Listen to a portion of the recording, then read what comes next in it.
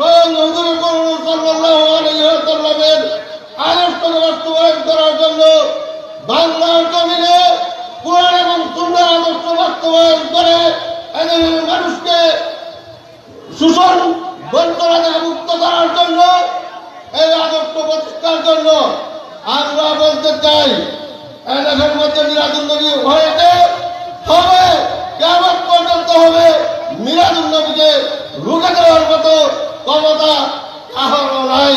বিশেষ করে আমি একটা কথা বলতে চাই, গতকালকে একটি বর্বরোচিত ঘটনা হয়েছে।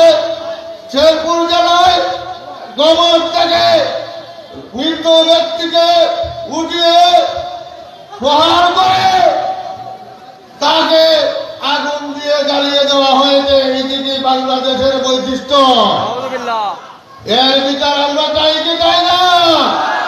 বাংলাদেশের প্রধান উপদেষ্টা স্বরাষ্ট্র উপদেষ্টার দৃষ্টি আকর্ষণ করছি, আমরা এদেশে শান্তিতে থাকতে চাই, এদেশে শান্তিতে থাকতে চাই, মানুষকে শান্তি দিতে চাই। এর অরাজকতা মানুষকে কবর থেকে তুলে পুড়ে মারা আমরা চাই না।